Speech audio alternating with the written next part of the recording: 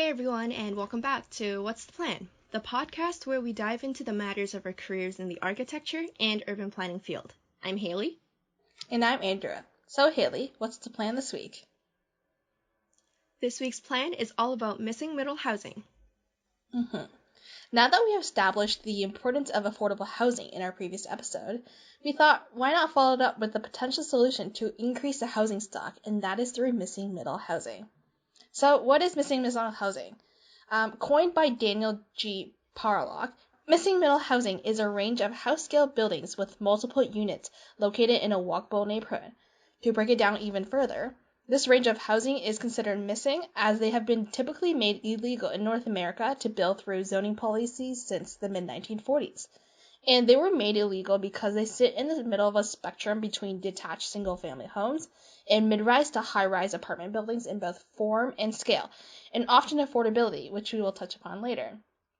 And another way of interpreting middle is that they are affordable by design to middle-income households. And although they are considered a missing new building typology, it is important to note that many types of these buildings from the 1920s and 1930s still exist and are beloved by those who have lived in them before for many reasons, such as social and economic benefits. It sounds like the definition of missing middle housing is quite all-encompassing. So what are some specific applications of it?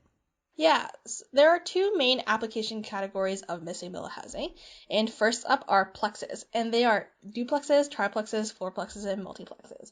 So duplexes are structures with two units, side by side or stacked, each with an entry from the street, and they may include a private or shared rear yard.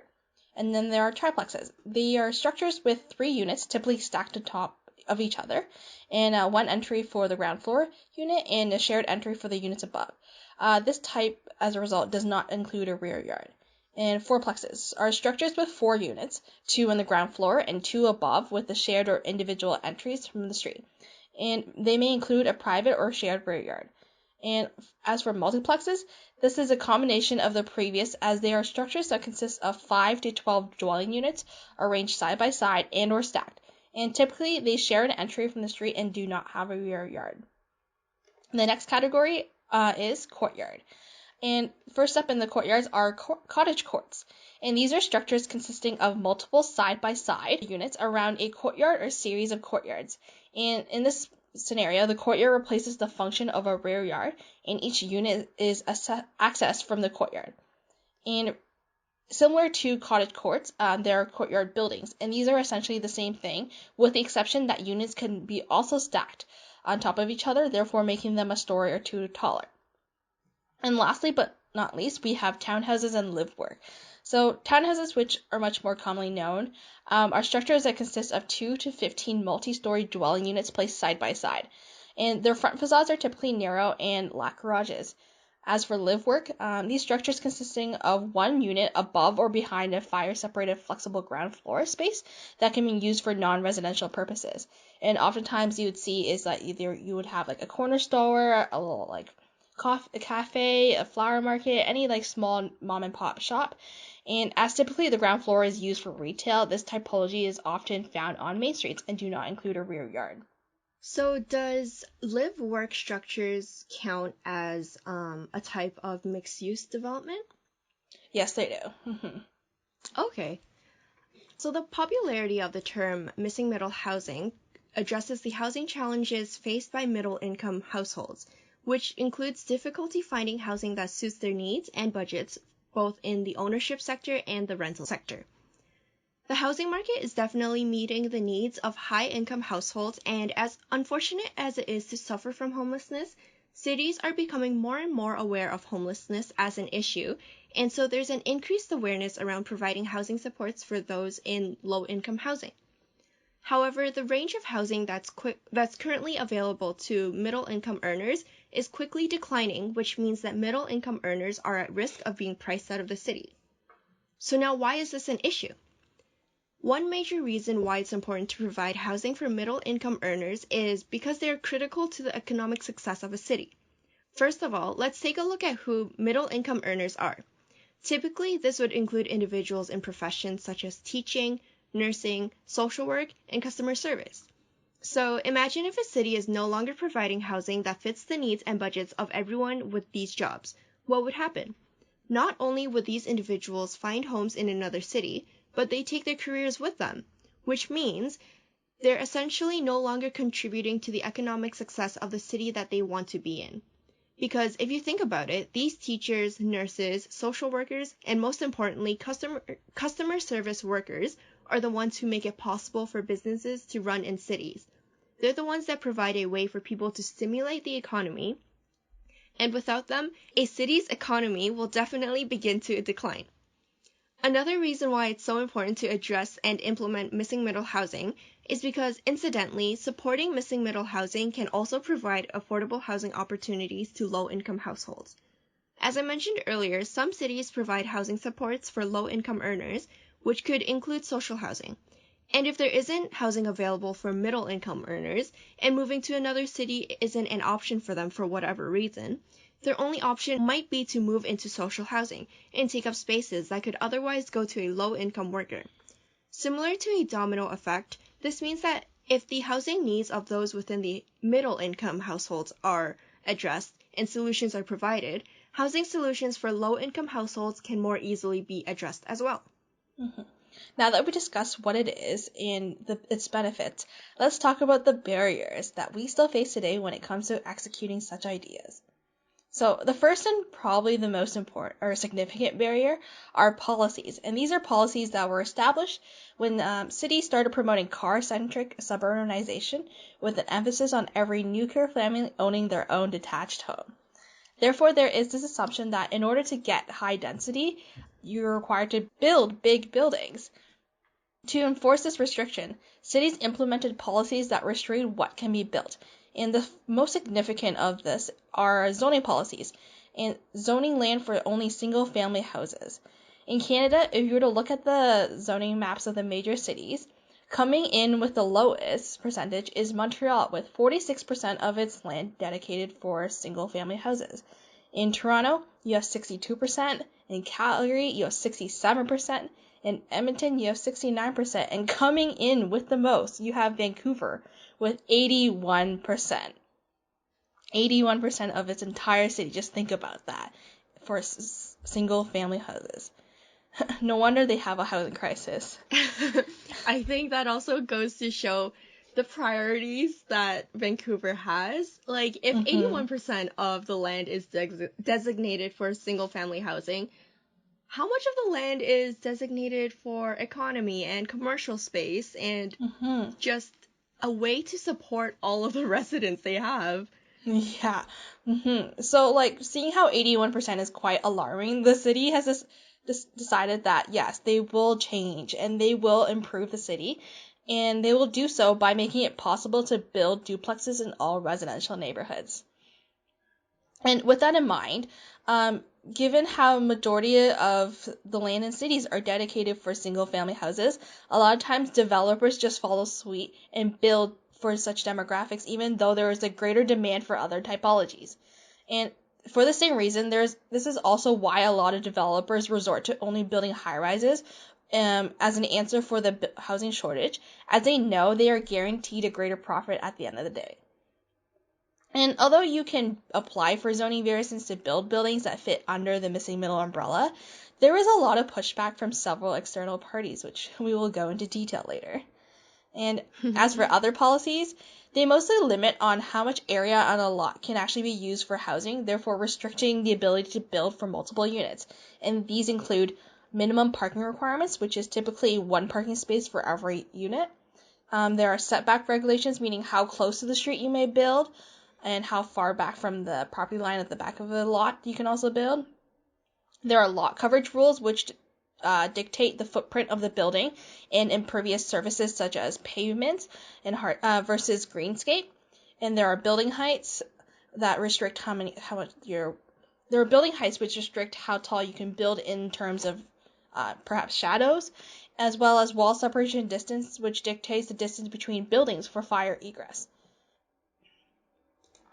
So what can cities do about overcoming these barriers?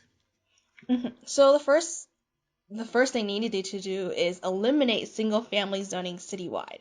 And another thing is building restrictions should not overrule the ability to deliver multi-unit types. Therefore, you can have minimum parking restrictions in some areas. However, you should analyze where it is in the city in terms of whether it is like in the downtown area, where it is like the semi-downtown area, and see if that like minimum parking is necessary and if there are other ways of transportation that can actually assist them, as well as reviewing why you need to have so much open space on your plot of land versus building, and if that is actually necessary for safety regulations such as fire versus like just wanting it for the sake of aesthetics. Mm-hmm. Now, what can we do as planners and architects to overcome these barriers? So we can do what a lot of planners and architects are starting to do, and the first thing is to identify these barriers. And the second thing is to identify areas of possible development for missing middle housing and advocate for specific missing middle housing types, as well as policies that will support for missing middle housing. And in regard to the social aspects of barriers for missing middle housing, I would say that there are two main barriers.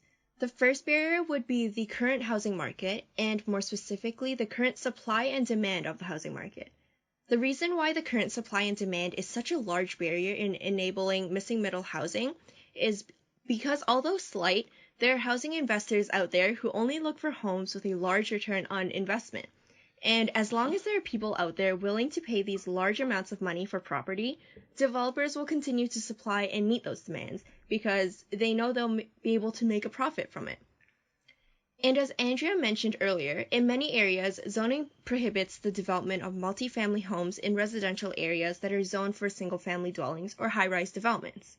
And although developers can apply for zoning amendments, this would take more time and money, which will affect the profits for developers, which we know isn't what they want. This means that the current supply of housing from most developers don't meet the needs and budget of the missing middle, and they're also taking up space that could otherwise provide missing middle housing. The second social barrier that makes it difficult for missing middle housing to be enabled is the general community and their resistance, which is known as Nimbyism. If you've never heard of the term NIMBY, it's an abbreviation of the phrase, "not in my backyard," which refers to community members, usually homeowners, who are opposed to certain types of developments in their neighborhood in fear of disruptions, decreased property value, or just plain inconvenience.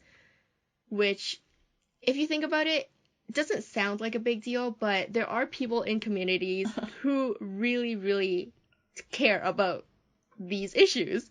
Mm-hmm. And as we've mentioned quite a few times throughout the episodes, public engagement is a powerful tool in the planning process. So we can't underestimate the power that NIMBYism holds in attributing to missing middle housing. What we can do, however, is change the narrative and re-educate those of us who have the perception that market housing is the only type of housing that we should strive for. And it's also important to note, one of the main reasons why you should never underestimate the power of NIMBYism is actually who is a part of these groups. And one of the main reasons is that often people that are in NIMBYism, they have money, which gives them access to single-family detached houses. And in conjunction with that money comes with connections with it, such as politicians. And when a lot of politicians, their main goals or main campaign issues are necessary, or money is necessary to fund those. These people in NIMBYism are the people they would love to please in order to get their money for support.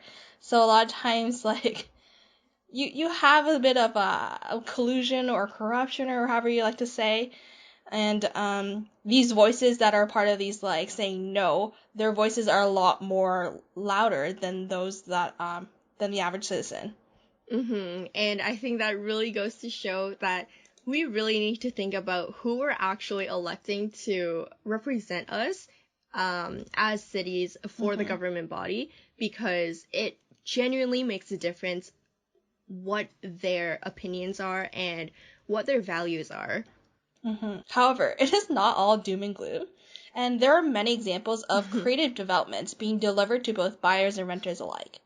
So unlike Toronto, where the missing middle is essentially deemed illegal by planning policies, Montreal is quite successful in filling the gap. One of the main reasons for this is that rather than following the standard North American neighborhood style of like single-family houses detached with clusters of high-rises, the dominant housing type in Montreal are duplexes, triplexes, and low-rise multi-unit buildings. And as of 2018, they make up about 70% of the housing stock, which is quite significant. And this is a result of the city's French roots, but more importantly, its age, as it was originally planned prior to the dependency on cars, particularly in the Francophone neighborhoods.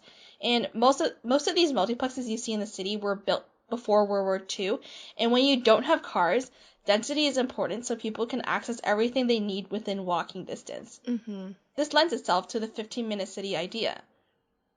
And as the population grew, many similar types were added in the late 1990s as they were quite beloved. And today, these plex housing is beloved for its density, its housing scale, affordability, and mixed-use neighborhoods. And as the city of Montreal is continually growing due to the influx of immigrants, to add to the existing stock, many architects in Montreal are reimagining ways of designing missing middle housing that increases density while retaining the intimate scale of its surroundings. A prime example of this is Le Jardinier by Ad-Hoc Architects. Located in the Hochelaga neighborhood, the project is a 17-unit building. And as you can recall from earlier when I was describing multiplexes, multiplexes are often 5 to 12 units, so 17 units is quite the significant increase. Mm-hmm. So this 17-unit building that deceptively fits into the landscape with a 3-story brick frontage. And as described in Azure magazine, a diagonal interplay of deep inset loggia balconies punctures the facade, giving the building a push-and-pull rhythm that also suddenly delineates the street level into a series of intimate townhouse-style frontages. And to complement the context, the facade is topped with the modern cornice of inset bricks popular in older Montreal homes. From the modest street level, at the corner, the building reveals an inner courtyard with a communal garden which the project is named after. And in addition to its use as a community amenity, the courtyard provides a second facade for light to enter the narrow but long units. As well, for further practical reasons, the courtyard provides a means of egress in the event of a fire. And another beautifully done missing middle project is actually by the same architects and is called Wvw Village Well. And this project is a series of four-story multiplexes with each 8 units each. And in comparison to Le Jardinier, the Village Well has a much more humble facade, and the beauty of the project actually lies in the brick detailing itself. So each plex has its own brick materiality and template, while displaying the various proportions of facades in the neighborhood. And particular detail to brick is paid to around the windows and just below the roof parapet. And rather than the diagonally alternating inset balconies, the balconies here match the materiality of the windows, which is a black metal, and project outwards, overhanging above the street, thus creating the neighborhood in the sky type of feel. So when you're on your own balcony, just enjoying like perhaps a cup of coffee or an evening glass of wine, you can also see your neighbors that are located in the unit next to you, and you guys can create a little dialogue, and it's just provides not only an intimate kind of feeling, but also a community kind of feeling. So of the two projects, I gotta say the understated beauty of the Village Well is my personal preference. And at the policy level, in 2017, the City of Mississauga launched a new housing strategy called Making Room for the Middle, a housing strategy for Mississauga, which aims to foster a supportive development environment for private and nonprofit housing builders to provide a range of housing that is affordable for all. But they also put in an emphasis that there will be a focus on middle-income households that earn between $55,000 and $100,000 annually. The City of Mississauga had decided that it was time to take action on the housing affordability issues happening within the city, specifically within middle-income households, because they realized the importance of retaining middle-income earners in the city, especially because they make up such a large part of the population and workforce of Mississauga. So in order to make room for the middle, as their strategy suggests, they've come up with 3 key steps. First, establishing supportive planning policy and regulations that encourage a range of housing types and sizes. Second, adopting bylaws that regulate and control demolition of affordable buildings. And third, appealing to other levels of government for changes to policies, programs, and for financial support needed to improve the local situation in the city. Now, unlike Montreal's approach to implementing missing middle housing, I'm not too sure that the city of Mississauga would be able to seamlessly pull off European-style plexes throughout the city. But what they have done is create more mid-rise, live-work, or mixed-use developments throughout various areas of the city, and this allows for different types of missing middle housing applications to be implemented. Now, it's a great thing that the city of Mississauga has taken a look at the missing middle issues within the city, because it set a great precedent for other cities within the GTA who are now currently looking at the city of Mississauga as an idea of how they can implement missing middle housing on in their own cities. Now, to sum up this episode, missing middle housing is a vital component of a successful economy, and it definitely needs more attention and support from everyone so that cities can implement and provide affordable housing for everyone. If you like this episode and would like to learn more about the missing middle, I highly recommend checking out the book House Divided: How the Missing Middle Will Solve Toronto's Housing Crisis. Published in 2019, the book features a series of essays written by prominent architects, planners, and critics in Toronto covering topics from the past, the present, and the future of housing. So that was the plan for now. Listen to our next episode to continue figuring it out with us. Thanks for following along to this episode. If you liked it, please give us a like, review, subscribe for more. And until then, follow us on Instagram at What's the Plan Podcast for what the next plan is.